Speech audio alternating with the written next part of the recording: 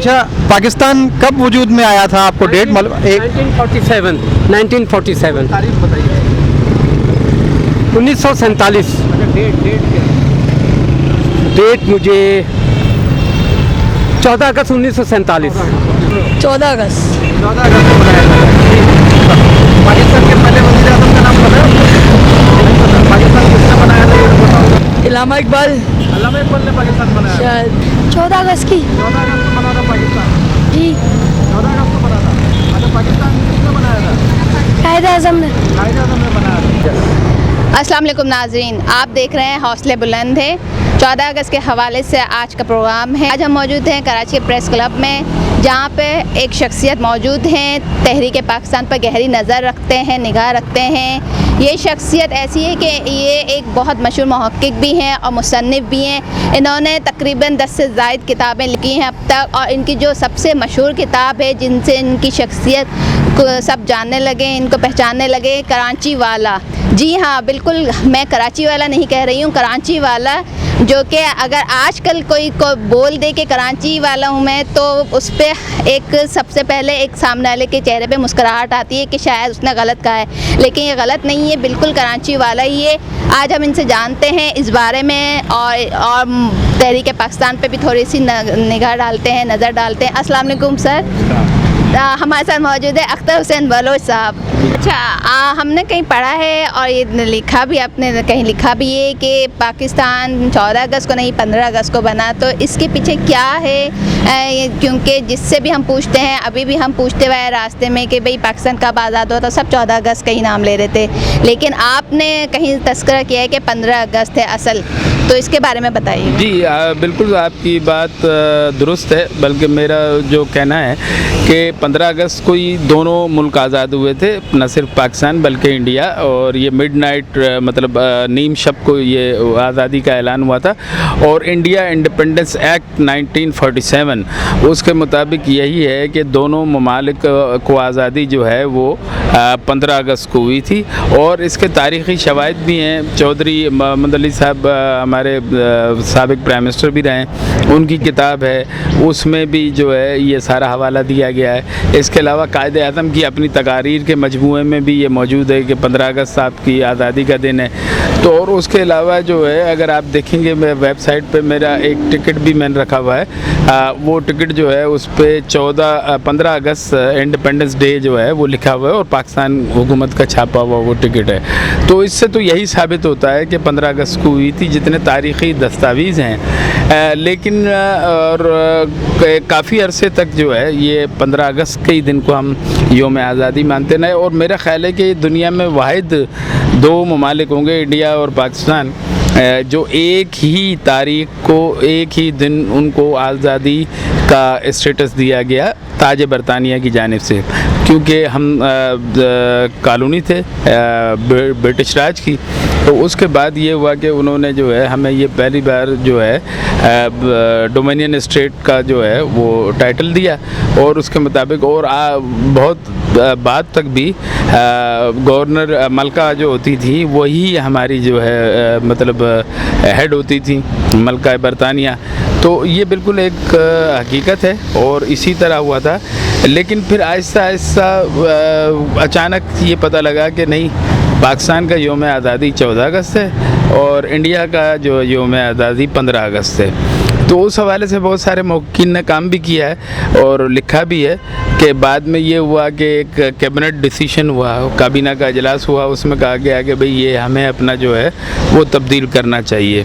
तो उसके बाद जो है फिर ये तय हुआ कि जी नहीं, अब हम 14 अगस्त को पाकिस्तान का योम आज़ादी मनाएंगे।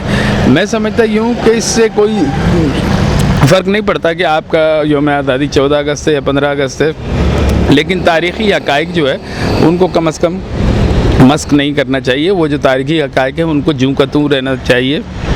और अब अगर अब आप 14 अगस्त लिखते भी हैं, लेकिन तारीख़ तो यही कहती है, और तारीख़ जो है वो दस्तावेज़ात के बलबूते पर चलती है। तारीख़ जो है वो ज़बानी जमा खर्च पे नहीं चलती, या सीना गज़ट के हवाले से नहीं चलती कि जी फ़लाँ ने कह दिया कि 14 अगस्त है तो फिर 14 अगस्त है। तो कल कोई और आएगा, वो कोई और उसका वो करेगा इंकशाफ।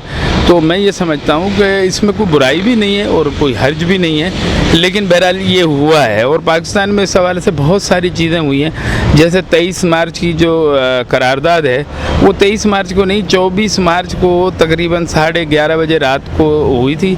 अगर वो आधा घंटा मज़ीद ताख़ीर का शिकार हो जाती तो 25 मार्च हो जाती।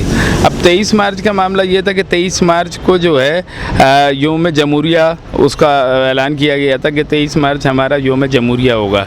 लेकिन जब 1958 में अयूब खान ने मार्शल लॉ लगाया, तो उसके बाद जो 23 मार्च आई, तो अब वो ये किस तरह हो सकता था कि 23 मार्च को एक फ़ौजी आमिर जो है वो योम जमहूरिया कहलाए, तस्लीम कर ले। तो उसके बाद उसका हल ये निकाला गया कि 23 मार्च को जो है उन्होंने कहा योम करारदाद पाकिस्तान है। हालांकि तारीख़ी हक़ाइक़ जितने भी हैं उस हवाले से जितनी भी दस्तावेज़ मौजूद हैं, उन सब में ये है कि ये 23 मार्च को नहीं 24 मार्च को हुआ था। तो इस तरह की बहुत सारी चीज़ें हैं जो पाकिस्तान की तारीख़ में अपनी पसंद और नापसंद के मुताबिक उन्हें तब्दील किया गया है। ख़ुद कायदे आज़म की तकारीर में भी है कि 15 अगस्त है, और ये सब कुछ मतलब हमारे पास सारी दस्तावेज़ात, अब तो इंटरनेट का दौर है, अब तो किताबों की ज़रूरत भी नहीं पड़ती। और अब आप बराह रास्त इंटरनेट पर जाके देख सकते हैं कि जो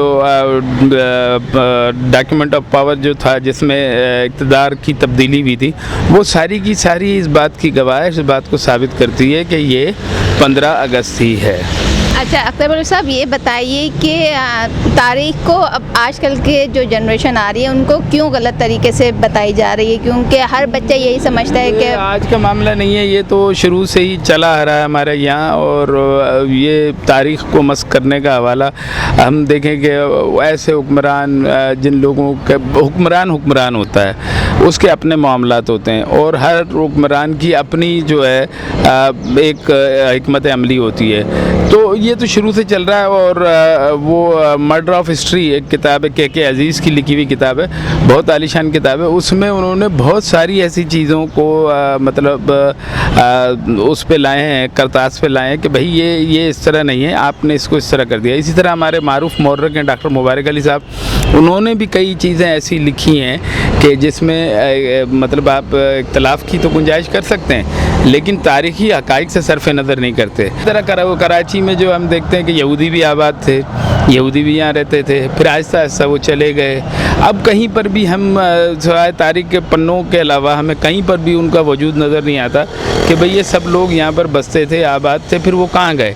और यहाँ पर जो तारीख़ी इमारतें हैं, तालीमी इदारे हैं, सेहत के इदारे हैं, जिसमें आप देख लें नादर जी, अडल जी, डिंशा जो है वो कॉलेज NED जिसे हम कहते हैं, और डिस्पेंसरीज़ हैं और स्कूल्स हैं और बेशुमार हैं जो गैर मुस्लिमों की बनाई हुई हैं और मुसलमानों की भी बनाई हुई हैं। लेकिन अब जैसे मौलड इन्नो मुस्लिम धर्मशाला, उसे हम मौलवी मुसाफिर खाने का नाम देते हैं कि वो मौलवी मुसाफिर खाना, हालांकि उसकी तख्ती लगी हुई है, मौलड इन्नो मुस्लिम धर्मशाला उसको नाम दिया हुआ है। तो इस तरह की बेशुमार चीज़ें हैं। अब खालिक दीना, हाल सबको पता है खालिक दीना, लेकिन खालिक दीना कौन थे?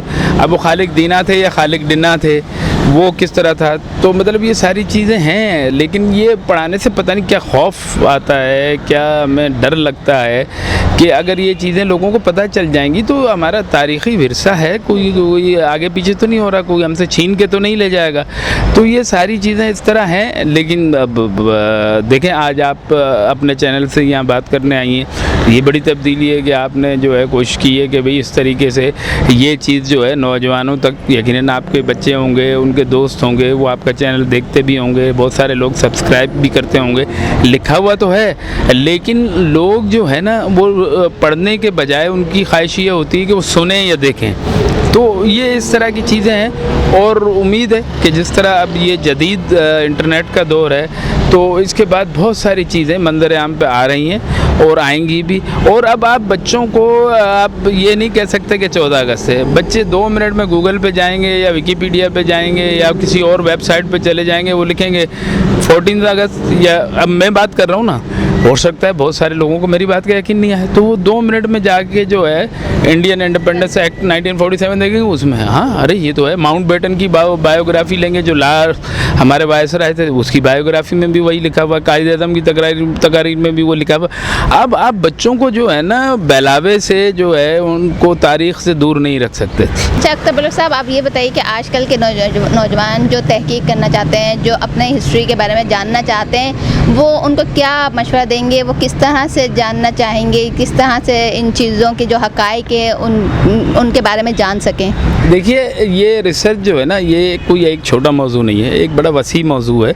और बदकिस्मती से हमारे मुल्क में ऐसे इदारे कम हैं जो बच्चों को ज़हनी तौर पर इस हवाले से तैयार करें कि वो हर बात को मिनवन तस्लीम नहीं करें। इसी तरह अब मैं यही कह रहा हूँ कि नौजवानों के लिए तो यही है कि भाई आप जो है ना दरसी किताबों में जो लिखा हुआ है उसको पढ़ें ज़रूर, उसको समझें भी, लेकिन उसके साथ साथ खोज भी लगाएं। अगर आपके जहन में सवाल उठता है तो सवाल करें। तो अब ये है कि सोचने की ज़रूरत है। जब आप सोचेंगे आपके जहन की परतें खुलेंगी, उसमें कोई ताज़ा हवा का झोंका आएगा, वो कोई नया ख्याल लेकर आएगा, कोई नई सोचो समझ की शऊर की बात लेकर आएगा। वो किसी ने कहा ना कि जब नहीं जो मुझी पर वो बात खुल जाए, बराए नाम सही, तो सोचता तो मैं भी हूँ।